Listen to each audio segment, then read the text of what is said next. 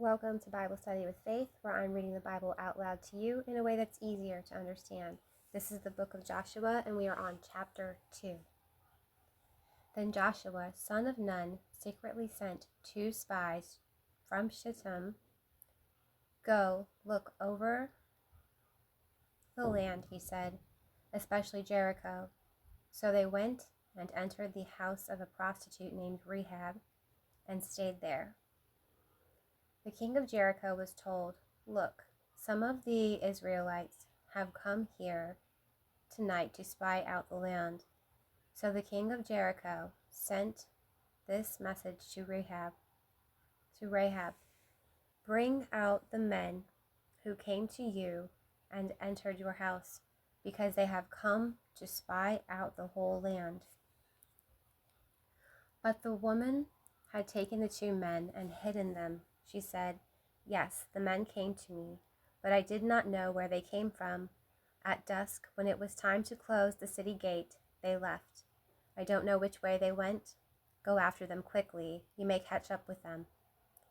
But she had taken them up to the roof and hidden them under the stalks of flax she had laid out on the roof.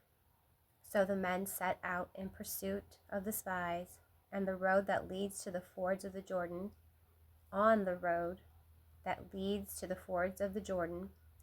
as soon as the pursuers had gone out, the gate was shut.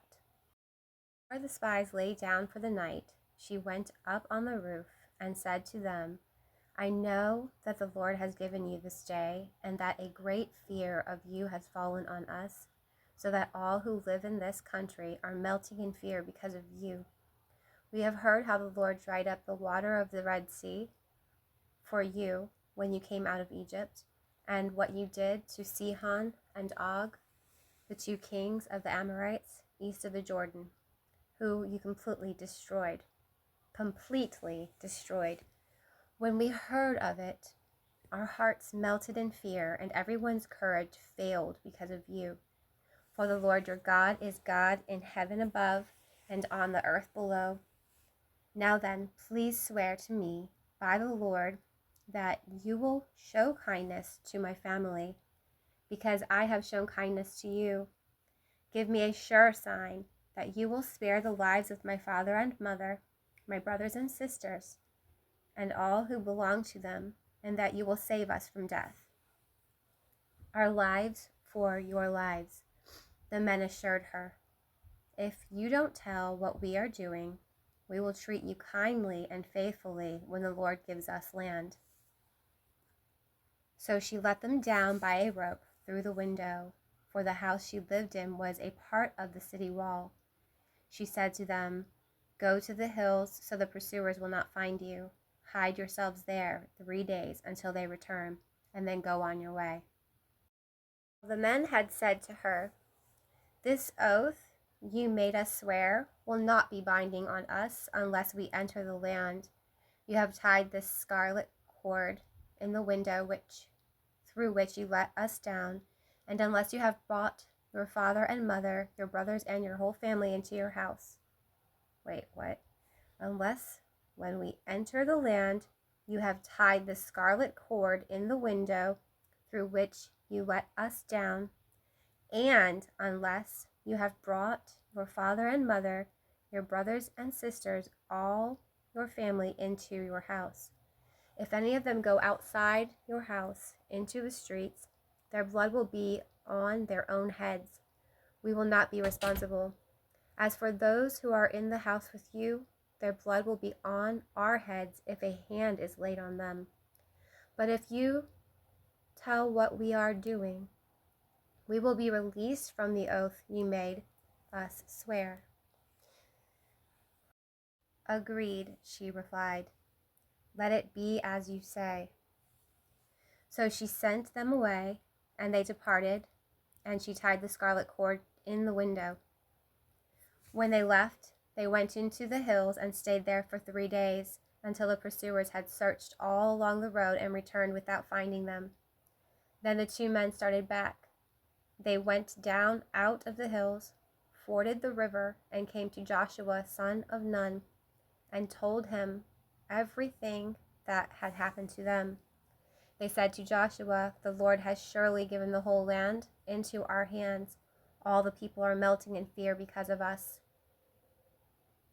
And that is the end of chapter 2. I'm really looking forward to reading chapter 3. If you would like to catch up, all you got to do is pick up a Bible, any Bible will do, and read chapters 1 and 2 in the book of Joshua. Or you can find me at Jesus is a DJ, all one word, on my YouTube channel, and I'll do the reading for you.